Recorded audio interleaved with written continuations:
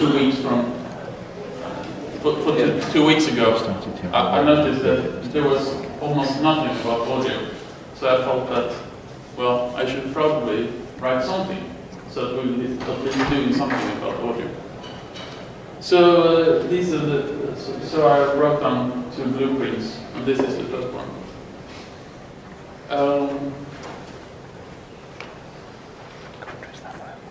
And so, well, basically, the question of what can we do for studio people that use professional sound cards, and how can we satisfy their needs?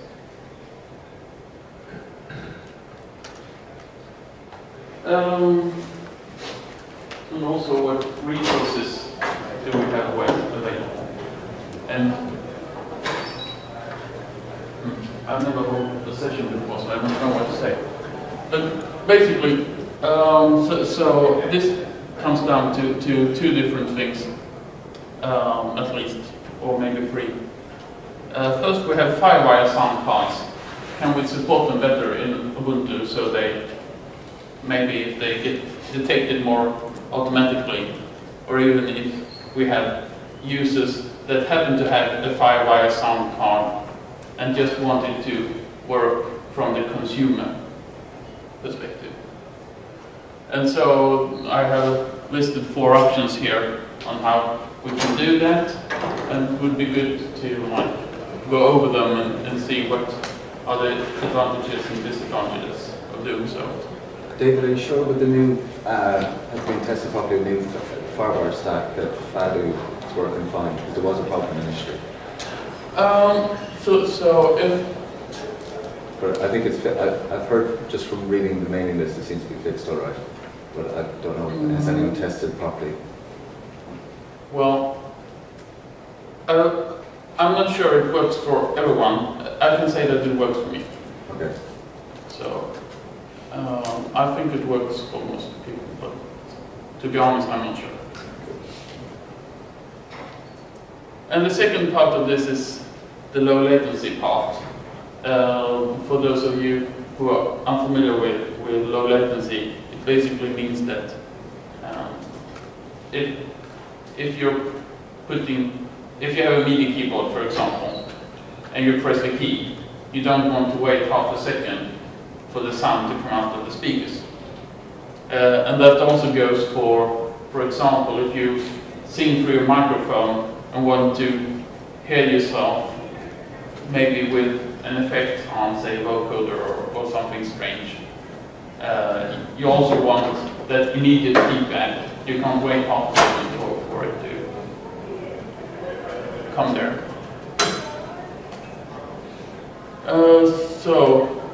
And the third part, what Scott, who added this morning, I should probably scroll down.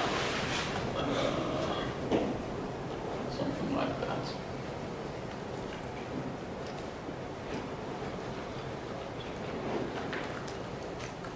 So,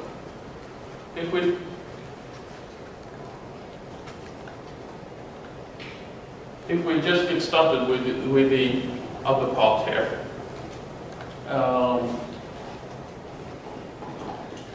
so we can try to make this work in at least 4 different ways. And I mean, I could do some stuff, and I'm also wondering if anybody else would like to be involved in working with this, and also if we can discuss these 4 options, or if you have anything else that should be discussed. So just from the get-go, one may be the easiest, but there are lots of gotchas there because UDEV is going to sit in the root file system, and this is what we talked about yesterday. Because if it runs from a UDEV rule, then everything that runs from it has to be already available. So we have to manage remote /user and stuff like that, which doesn't seem to be available for certain things. It also breaks some use cases where somebody is expecting to do things a little bit differently and doesn't want pulse on a FireWire card or whatever. And that's the most common use case for people who have FireWire audio interfaces today, is that they do not want pulse attached to it. Mm-hmm. In those cases, you're going to completely stop pulse in the system then, right? No, currently what you do is Pulse has no clue you plugged it in, and so you plug it in and then you start Jack and it just works. But I think we need to not break that current use case as we build better integration. So that's basically, we're coming down a little bit to this third point here about the pulse audio integration, and it could be. Well, it's just option number one identifies that directly. So okay, I actually talked to there's just sort of on that. There's actually some form of an ALSA plugin for FIDO in SVN. One reason why that hasn't really been pursued, one reason why Pulse hasn't been pursued, is because FIDO also deals with MIDI in a big way. Pulse doesn't deal with MIDI. right. So, sure, Jack does, but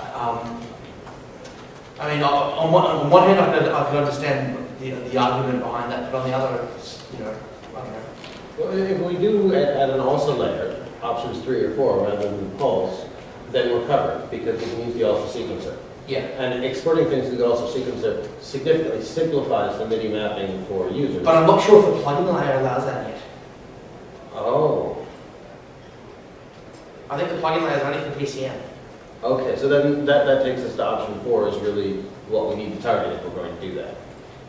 Which is also the hardest one, I guess. It is the hardest one, but option 1 is broken because we break too many use cases. Option 2 is broken because we can't support MIDI. Option 3 is broken because we can't support MIDI. So, right. So we're down to option 4. And so, how important do you think this is that we actually do option 4, which is going to take the most work? It's going to take quite a lot of work, I guess. I mean, there has been some effort. There was like this Google Summer of Code, like 1.5 years ago or something like that. But it never got finished. And I'm not sure about how far that have come. So let's step back from this and say, what use cases do we enable with option 4 that are interesting? Because part of why it's not moving very quickly is because a lot of the product developers expect to plug in Jack and you do use those tools and you want your Pulse to go talk to some other device and you have separation of system sounds and production sounds. Now, I can understand that, but that's not true for every user. So what use cases are we trying to benefit by having this move to ALSA that are important enough to justify us putting in effort to do it? That's a good question. Basically, we have a consumer audio which just happened to have FireWire on top. I will develop them for more use cases. Some people might have a FireWire card that they might essentially want to run Pulse. Like somebody who might have a sole sound card that is a FireWire device and they don't want to start Jack, they just want to run Pulse. They want to have their Flash browser and their Skype and whatever. So this is bearing in mind that a lot of FireWire cards generally can't always work with the lower sample rates that such applications require. I'm sure we have to resample it, but also, I guess FFauto would very likely work on this effort because I think they want to move into the kernel in the long term. But anyway, we get support from upstream for doing this, but I think there are enough issues with FAUTO today that the FAUTO developers are working on in terms of device support and in terms of cleaning up some of the various glitches and whatnot, just to make sure it's the best quality. That getting it into ALSA instead of just talking to Jack is not their highest priority. Yeah, and of course they lack manpower. Yeah. And so more people stepping up and saying, "Hey, I want to work on this." Yeah. I'm sure patches will be reviewed, but I'm not sure that patches will be generated without more compelling use cases than somebody might have a FireWire sound card they want to use for Skype. Yeah.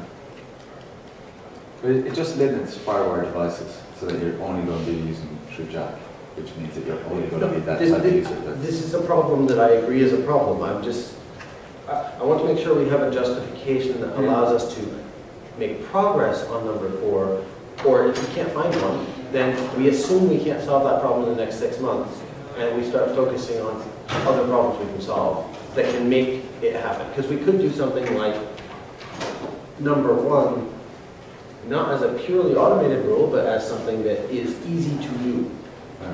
And if we have option number 1 as something that is an easy procedure, rather than being completely automated, that enables some of these use cases if we don't think we can justify actually getting it into also. If we have use cases, then it's easy, but... Right, so we lack a lot of use cases here, basically. And a weighting of those use cases.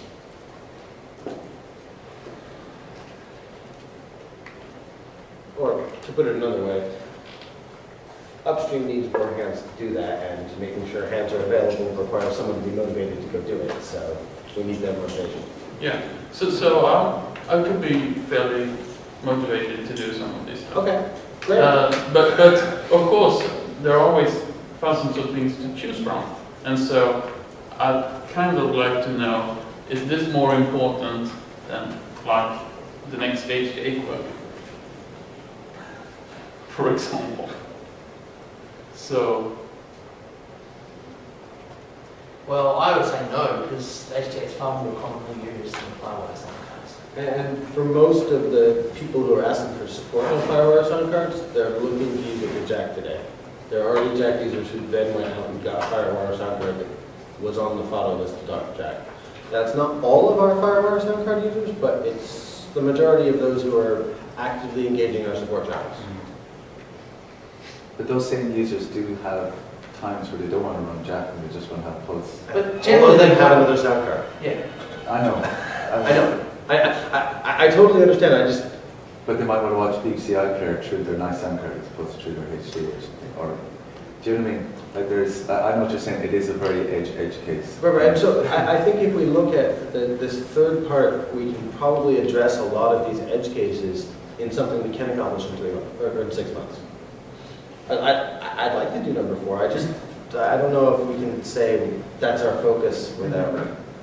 So just to scope this, I think 4 is probably what's going to benefit the most people across the entire community. yeah. But it doesn't seem like it's going to be addressable in that time. Mhm. So we're probably better off. And so we're probably going to make the same decision in 6 months, because we can't do it in a 6-month cycle. No. When we say we can't do it now, we're saying we're not going to assign any work items on the spec to go do it. Right. However, you said you were motivated. Good, have some fun. Come back, tell us what you did in 6 months. There are probably other people here who might be willing to help with testing or help with maybe a bit of coding or bounce ideas off, but let's not formalize it as an expectation as a result of this specification. So we often do that when we have specifications, where we'll have one where we make some progress on the things we can't complete, and we make full progress on the things we can complete. And then we look at the landscape again in 6 months and say, okay, we need to make a little more progress here, and we can now accomplish these specifics. So let's think in terms of a roadmap, not in terms of we're going to make the same decision in 6 months because we didn't do it. Right. So we're choosing 4, but we don't expect we can complete in time. mhm. But Can you we'll work on it. define any like intermediate action items for that? Intermediate action items are things like make sure we have appropriate contact in upstream, make sure that those of us who are interested are in a position to communicate on the code effectively, whatnot, but I think they're all really low level. I don't think, because it's either going to work or not, right? I mean, maybe there are some milestones you can define as reachable in any time to help you get there, but we don't actually deliver the final product until any possible. For example, I'm just suggesting if we can do that, that might define that a little bit.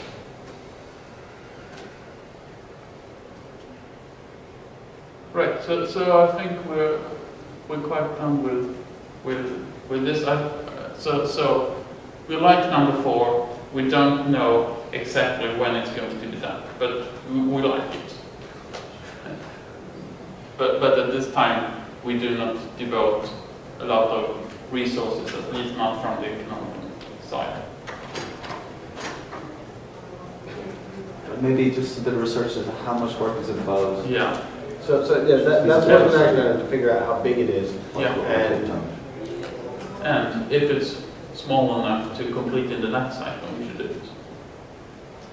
You've got to bear in mind that there are a lot of auxiliary tools that FADO ships, like the mixing stuff. Sure, we've been presenting mixing controls by ALSA. But there may be something in the FADO stack that ALSA doesn't get the FADO that's needed. There is. There's ways that you can do things with effects. Those firewall tools that have built-in effects engines, there's no way to do that also. So that's probably, we can probably try to do that through some kind of hardware-dependent interface. Well, I don't know very much about the ALSA plugin interface, but maybe that might be a way. That might be a way to do it. The other thing is that just because we're using FADO to talk to ALSA doesn't mean you can't talk to FADO separately. And doing things like controlling effects out of band or doing that through a MIDI signal through the sequencer or something isn't impossible. It's just slightly different stuff.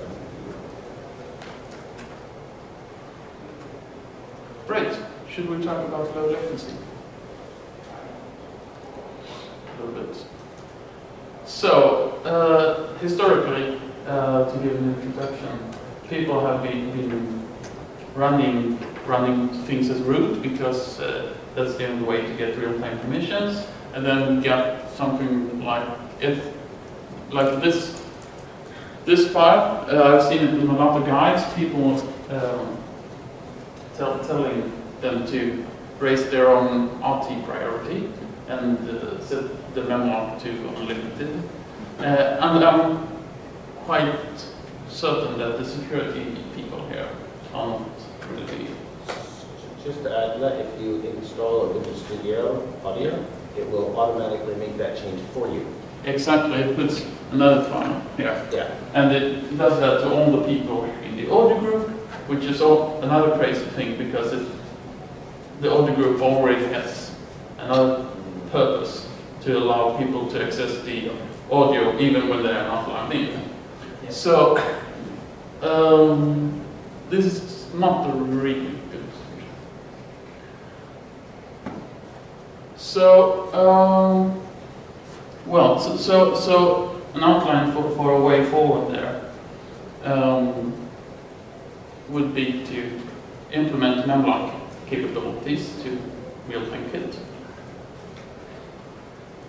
And also, the second question I don't know much of the answer to, if we can do this in the pthread layers and MAC layers, something like that, or if we have to patch every client to actually use this RTKit functionality.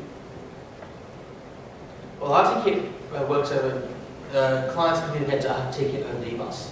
Yeah. So whether Jack gets extended with further APIs to provide it to clients, I don't know.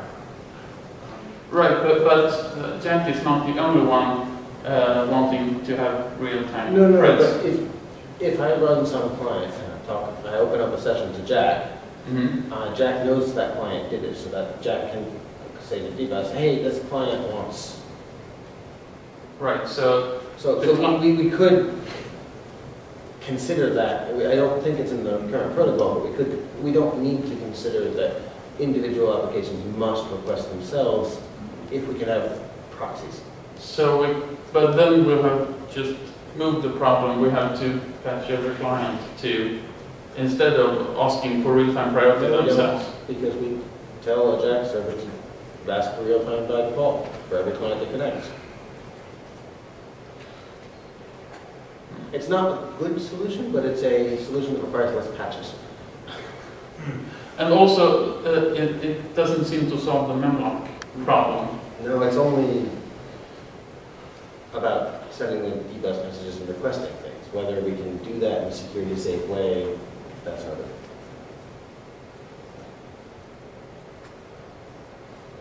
So maybe. There's also the, sorry. Go ahead. There's also the question of whether, like, RT kit is possible due to Linux sending patches and getting patches into the kernel. Whether we need to do the same thing to add memlock functionality to make sure that's all secure. Yeah. I think we would need to do that. If RT-Kit was enhanced that way, it would require the kernel side changes. Yeah. So an action item to come out of this is to see if that is the right way to go about it. So talk to Case, talk to Case. The security team. Talk to the Ubuntu security team and talk to Leonard. Yeah. That's not easy to talk to at the moment.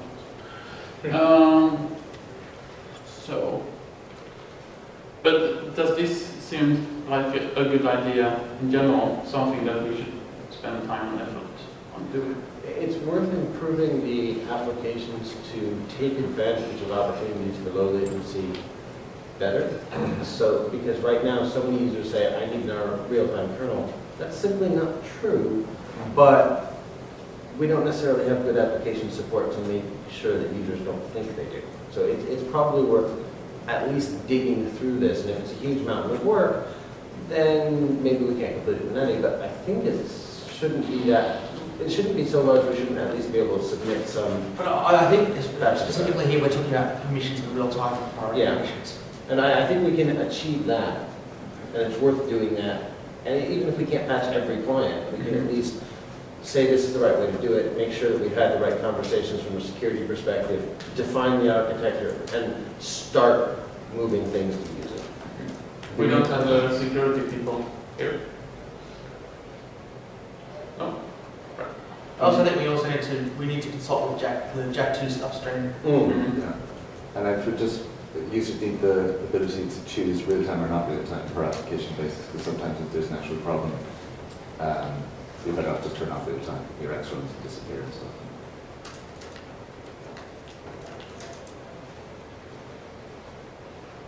Is anybody taking notes, writing in the Gabi document? Yeah, there's not. Because I don't know much about Gabi at the moment. It's been like the last hour or so. Yeah.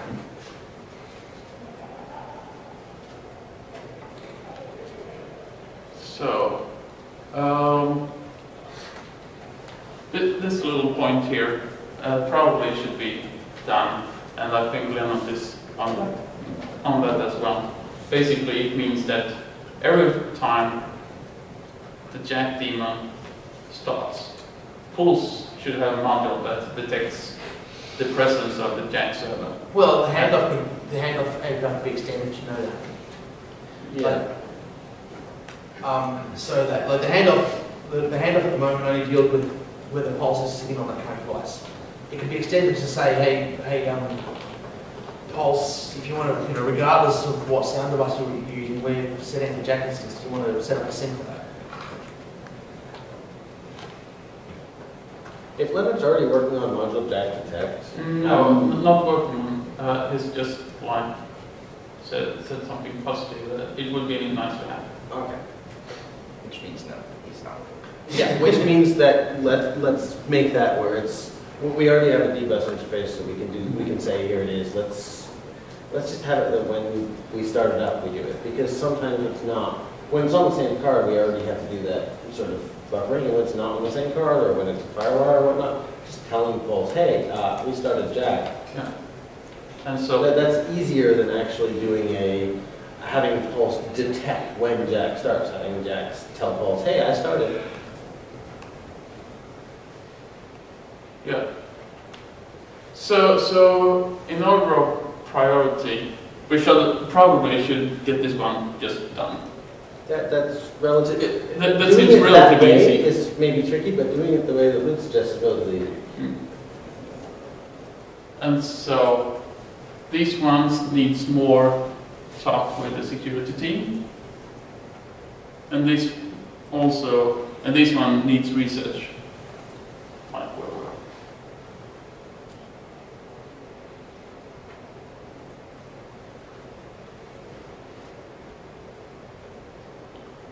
So then looking more at the integration piece. Mm-hmm. I think the first bit, do we want to tell Pulse? That's easy as a yes. Yes. But further down, I start to get concerned when we start expecting to route everything in and out, because so many times Jack's not installed for most users. Yeah. And even if we, starting to add too much dependencies on that makes us maybe creating expectations that that's there. And I don't think we can reliably expect any sort of Jack server to be available. So exactly what are you talking about here? Things like we want to record a VoIP call.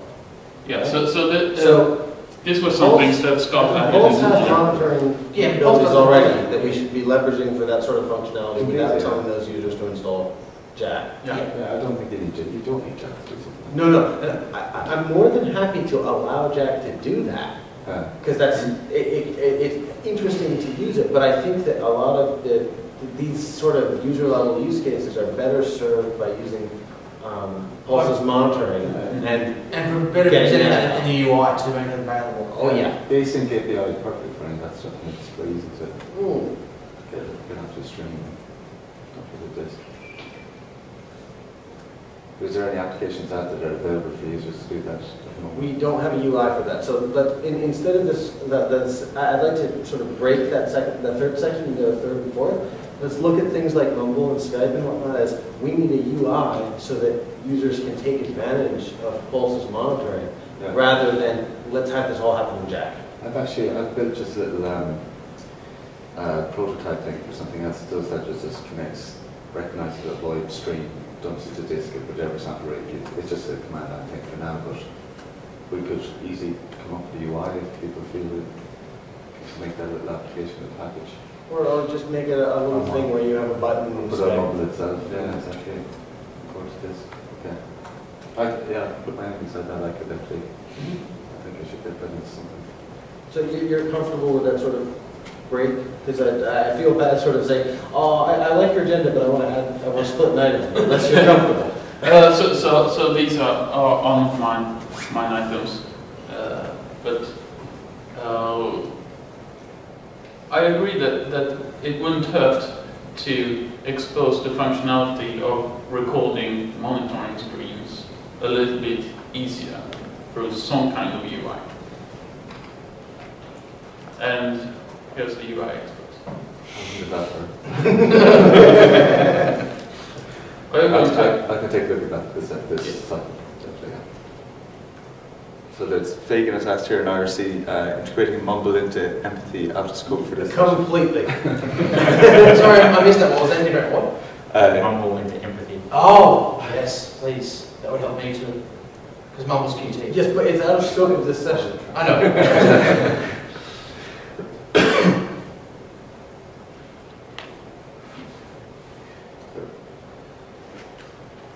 Right, I'll probably leave it at that if you have. So about Ubuntu audio developers in general, how many of you are Ubuntu audio developers? Raise your hand. Somewhat less this cycle, but yeah. Yeah. Okay, so we should probably try to. Is Rodrigo, is he here as well? Yeah. Because I would like to meet him. Rodrigo Moya? Yes. Yeah, he's here. I'm not here in this room now. You're right. We should probably try to have a meeting, us Ubuntu audio developers, trying to figure out the structure. If we're going to have weekly meetings, Yeah. for example, if there is any time that fits people, who's going to do what and so on. But if we're going to do this Pulse Audio, just to, if Luke is going to package up something from Trunk, from Pulse Audio Trunk, we should get everybody hopefully testing it. Yeah. I'll get that updated. Hopefully, no later than next week. And we can probably expand that to wider groups, because we have a wide variety of audio users who are happy to help with testing, coordination and whatnot, but they will not raise their hands when you ask that question.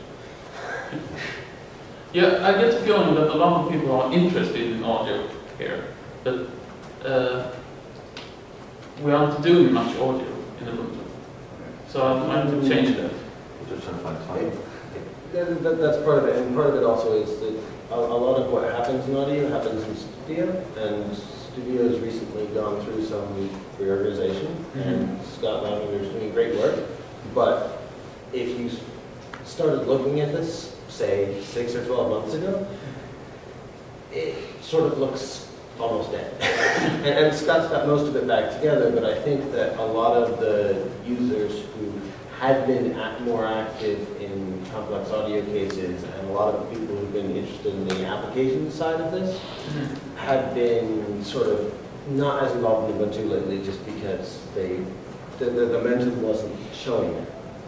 So there are a lot of people who are not working on core audio stuff, but working on audio production applications, audio consuming applications, that sort of thing, who are probably interesting to have part of the larger discussions, but not necessarily what are we going to do to change also today, because they don't really care. They want to know, okay, so how do I make sure my hydrogen gun tips work well? Yeah, exactly. I mean, AV Studio seems to be a distribution a lot of people are using at the moment. Yes, Scott's trying to make sure we have the right pieces of that, and we've got some other people who are starting to get things in again, but I think that if you want to look at what's happening sort of in that level of audio in Ubuntu, the thing to do is go look at the studio team, go talk to Scott and say, okay, this is what we're doing. And he wasn't able to make it to UDS, but he has put together his own list of things that are going to get done and that are already sort of approved for the team to work on. So it's worth connecting with him and finding out what his plans for Natty are.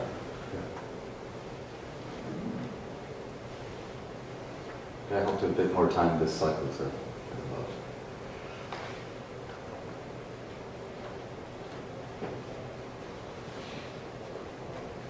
Right, I'll just leave the word free. I think we've covered most of it. About the low latency kernel, if we're going to have one or not. We should really discuss that in another session. That is going to this session, is that? I don't know exactly the time of that for that one. I think it's tomorrow. Oh. Gabi?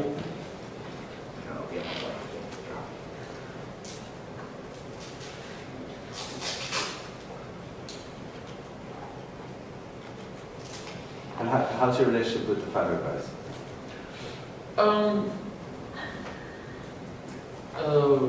That's a good question.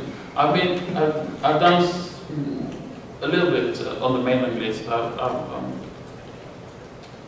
talked to them about the UDS rule that should put all Firewire cards into the audio group instead of some of them into the video group and some of them into nothing. And so that has been picked up by Debian, right, Luke? Yeah. I don't think. I don't know if what you were discussing prior to when I got here, but I don't think that UDS rule only partially does it. I don't think we need any more code in any other rules. We should be able to do it all in that one file.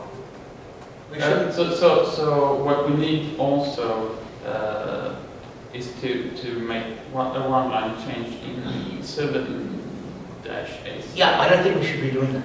I think we should all be contained in one file. It can be. I think I've seen it done elsewhere. I just need to look up the syntax. Because I think you can literally, in that file, we can literally set the environment variable that defines that as needing an ACL for console key. Yeah, probably we can. It's just that in the ACL file it says you shouldn't do that. Oh, we yeah. can do, but we can do it that way. Okay, that makes sense then. I hadn't really looked into it that. So here we have policy we should follow instead of the easy technical solution of having one file and one package. Makes sense. Unfortunately, we don't have that file in Maverick, but we will have it in That's Maverick stuff. yeah.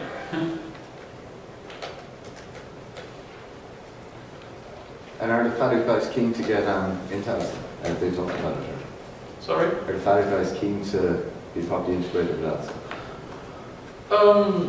I should probably take a contact with them and discussing the number 4 here. Okay. But before doing so, it would be kind of nice to know how much time can we actually commit to doing.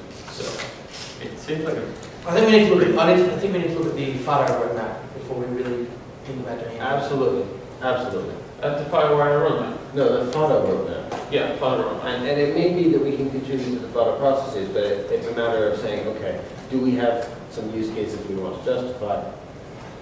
Is somebody going to be able to spend time on it? And whether that's canonical funding someone to spend time on, or somebody spending some time on it because they feel like it, doesn't matter. But if somebody can spend some time on it, going and talking to them about how we can accelerate that piece of the roadmap is the right way to have that discussion, not saying, we're going to implement this. Yeah. That's just going to have trouble getting it up to date if we do it that way.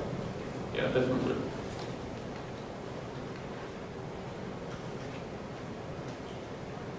So to answer your question, I have been talking a little bit to them about this UDE rule, but it hasn't got picked up.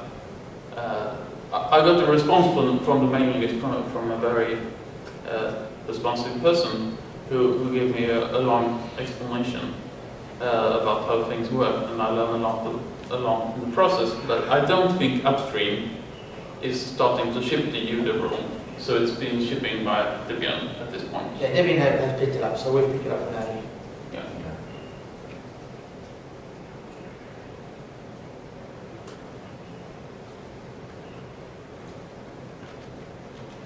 So the question is a little bit how many Firewire cards are out there.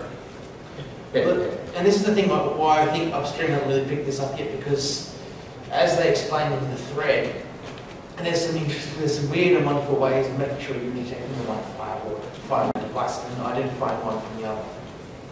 And you get fun things like when you have two devices on the same network.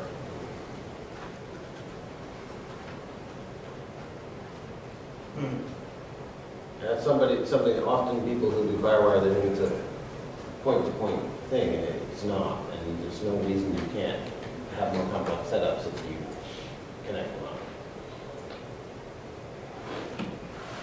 I think the UDE rule needs to be more thrashing by a few different users who have got different hardware. But there's a growing list of hardware devices being used in the market. There is, and especially if with the push that Yamaha has put behind trying to get their special extensions out on nearly everything that's going to plug into Yamaha studio equipment means that, and this is now 5 years that Yamaha has been pushing this hard. So there's a lot of stuff from a lot of vendors that plugs into this. So you can just plug it all together with Firewire and Yamaha Workstation does it all. Yeah. We should be able to do the same thing from an Ubuntu workstation. And for some Firewire audio hardware, we also need to consider the fact that they need firmware to be loaded. Yes. How well does Father have a Firewire loading? It's got a firmware load for the hardware it supports. I've got one of those because I've got an M-Audio device that needs firmware load, but I actually haven't got it to work yet. I need to talk about it. But I'm sort of thinking, well, you know, we've got to support those devices, then we need to see about possibly, you know, whether we need to make installing that firmware easy for users via Jockey. Like if they provide their driver disk, for example, we should be able to, I know for the device I have, it's easy to extract the firmware from the OS 10 driver package. Now, is this all understandable for them? Very likely. Well, I think it's worth having conversations because I know for Yamaha, they actually at one point wrote an ALSA driver for their Enron stuff. And it doesn't apply against current code at all. It's 5 years old, and it's running. But at the point, they were perfectly happy with the idea that here's a blob. You can distribute blob. We will not tell you what's in the blob. Yeah. But you can distribute the blob and use the salt interface, and boom, it works. Yeah. So I think it's worth contacting the groups for the firmware and saying, can we distribute that firmware? Yeah. And as long as we make sure that they give it to us under the right terms so that we can share with everybody, then I think that's worth having, rather than fearing you have to extract it from all the garbage. Yeah. Even if it's in Linux terminal frame. Yeah. Yeah, that's where we go, or Yeah. we put it into one of our extra firmware Yeah. packages where it just sits in the other firmware. Yeah. So do you have access to Yamaha sound cards or Yamaha? I don't happen to have any Yamaha stuff. I can go get some. Without buying it as such, could that just, no? Okay. It just because the value site needs more feedback on what devices working. Yamaha's not pushing Fado so much because they use a special version of Linux that they have for their workstations that's an embedded Linux that uses very old also stack, and it's not using recent kernels. Okay.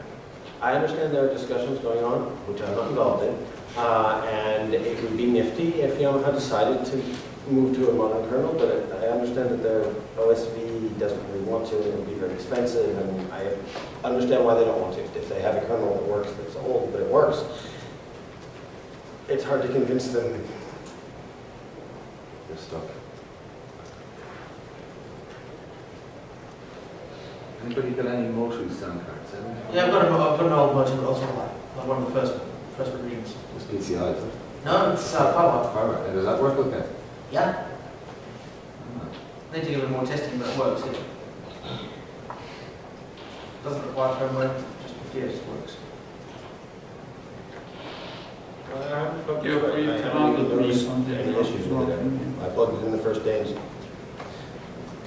Now I have an Echo Audio Fire 4. Goes up and down every once in a while. So it doesn't always do the right thing, or? Well, I have another Echo Layla 24, so I go back to that PCI every once in a while, like that ramped up. I need to take it out actually, just to fucking get work.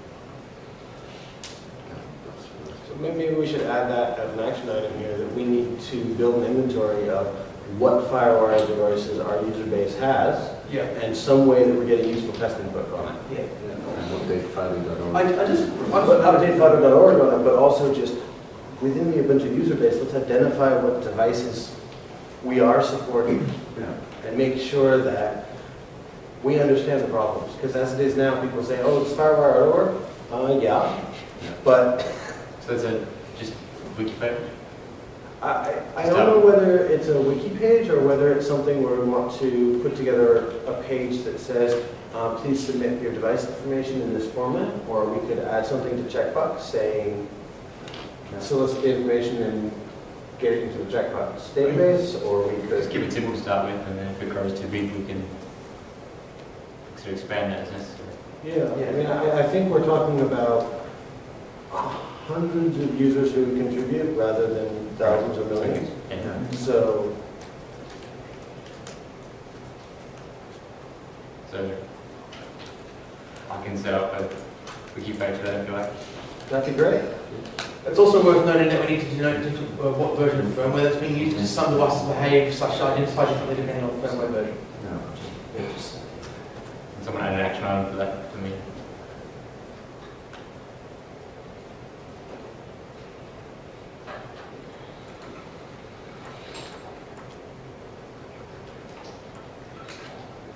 I was actually going to say, Connor, I just remembered earlier, I vaguely remember seeing you can actually buy adapters to connect PCMCI cards to express card slots. All right. Yes. Well, until this machine goes down, I'm all right for cross that bridge when we come to it. The file. No, it's the PCI. You know, express card, an adapter that plugs into your express card slot to allow you to use a PCMCI card. Oh yeah, no, sorry, I had the PCMC. Well, no, PCMCI card, like I mean a cardless card, period. Yeah, you can get firewire. Oh, yeah. You don't need also not supply. So for these action items, do we have volunteers, or do you want me to do them? Oh, Yeah. I'm trying to put names by the ones that we've already cited, but Basically, I'm thinking about those two in blue there.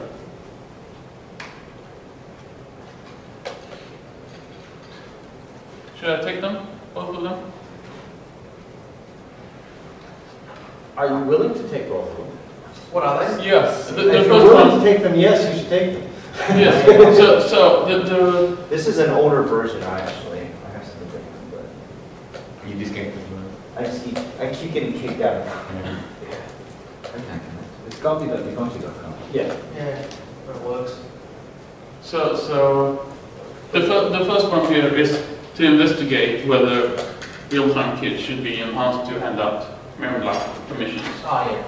So I can do that. Okay. And also try to implement the jack model protection that automatically adds sinks and sources. Well, let's look at that the other way. I think that Luke's suggestion is really key. That let's not think about jack module detection. Let's think about Extending the handoff. jack notifying pulse, because that's relatively easy to implement. It doesn't require any kind of inspection or anything. Hell, actually, it would be easy enough if we were using the trunk with the DBus API, we could literally probably send a command just to load this module. Absolutely. It is easy to implement, and the main issue is testing. And that Also, would be cool, but I don't think it's worth working on that when we have this easy solution we can just deploy. yeah, but it needs to be discussed with upstream either way Of course. Yeah, so with the jack. Luke, what were you saying? What was I saying, what? In regards to the push, Um, which part should be doing what? Basically, I was thinking with the new DBus API and trunk, I'm not sure how extensible it is yet. Right. But Jack, once it's done the handoff, literally via DBus, call Pulse to load a module with information about load the Jack module. Should I try to reconnect? How do I do that? Just click on it again. Not double click.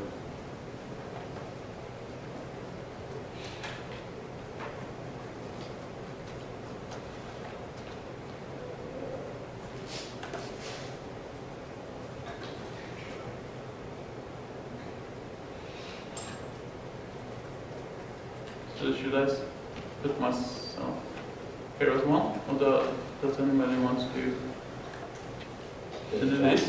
What? You mean the jack part? Yeah. Actually, probably we're going to be a couple of hours of work, I think. yeah, Depending on the DBus API in its current state. nice. Okay. So somebody else can maybe. Yeah, so somebody else can.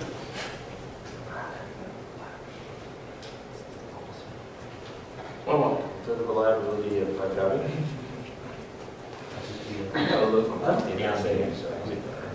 we should really have like on the Friday we should have a garbage session and see how so everybody can just get their anger management out. It's Etherpad. That's the consistent bit. But. Maybe this. So we're almost done. We've got 5 minutes left. Sorry. Your has an audio session, is it on Friday?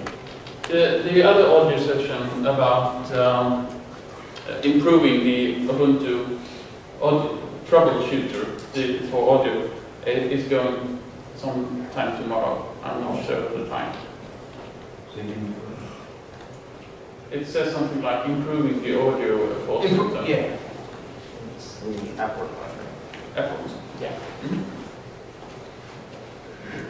Audio hook. What? Oh, the audio hook, right? Yeah. I think the title is. No, not that. Yes. It's the Yeah. yeah, it's the symptom rather than. Oh, the- okay. And we don't need any, does anyone feel like we need any more audio sessions? It's Bunner 2 at 10:1. Applications, default applications, anything? Default applications in the distribution. For audio and whatnot, I don't think we're prepared to have that discussion for any of the flavors that are represented here. And I think that the most interesting flavor from audio perspective is the studio, and Scott's been working on a way of defining the documentable use cases, or documentable and testable use cases, determining which applications are necessary for that, and then using that to determine what belongs to the seeds as default applications to achieve those goals. And I think it makes sense to, if we have an interest in that, go talk to Scott and participate in that process rather than having a session here that's completely in parallel and without close communication. Put in the generic distribution. There's not any space on CD. And I have thoughts about audio, but I have a preference to something like that. It also requires work in terms of legal stuff. Because I'm thinking of audio bit streaming for surround sound and light. But yeah. No, and that would all be cool to put in Ubuntu desktop, but it's a matter of let's have that as a per flavor discussion with the flavor leads. I don't think that it's appropriate for people who are interested in audio to say, let's put this somewhere. It's important to coordinate with the flavor leads and say, hey, we'd like to handle these use cases. Would your flavor like to support these use cases? What do we need to do that? And do you have space on your CD? And most flavors usually don't have enough space for all the languages they want to ship each release. There are exceptions. Some flavors are really tiny, but anyway, mine wasn't along those lines, but it's going to be next slide. yeah. Although I think everybody likes to see surround sound one No, of no. these days. Getting surround sound is something that can be, is broad, and is worth having a discussion with among audio people, but it's not something we can do now. Right. But something where that's more narrow, like we want these applications to achieve this effect, that's a per flavor discussion, Sure. and really, it's not our place to make that kind of But should we put an action item on Luke or someone else to investigate how much work it would be to actually do this? Technically, surround sound is possible. Legally, we have to clear up some issues. Yeah, do you have an idea of how many? Well, when you say technically it's possible, are you talking about I'm talking pass-through, or are you talking I'm talking about the just- situation where a user, say, has their audio and video hardware connected by HDMI. The HDMI does not have 8 linear PCM channels. We need to bitstream their game audio, for example. We need to offer them a legal way they can buy a Dolby encoder of some kind so they can bitstream encode their surround sound with their receiver. So yeah, it requires more research. So I think we should have that discussion next time, because it sounds like we don't have anybody who's going to do all the work this cycle. Yeah, that's what I'm saying. It's got to be next cycle. What would be nice though would be to possibly start that on the wiki and document, like, document it so that next time, we've got some preparation for what's got to happen. Sure, People talk about surround sound as like one thing. I've There's been- like yeah, lots of pieces to it. I've been investigating it, so I'm happy to write something up. That would be really helpful. I mean, I hear it from the OEMs all the time. They're like, we want surround sound. Yeah. Without really knowing what that means. Yeah, well, there's a lot more to it than that. Right. So we're out of time. Yeah. Thanks for joining. And thanks, Daniel, for taking time out to participate. Yeah, and to connect together.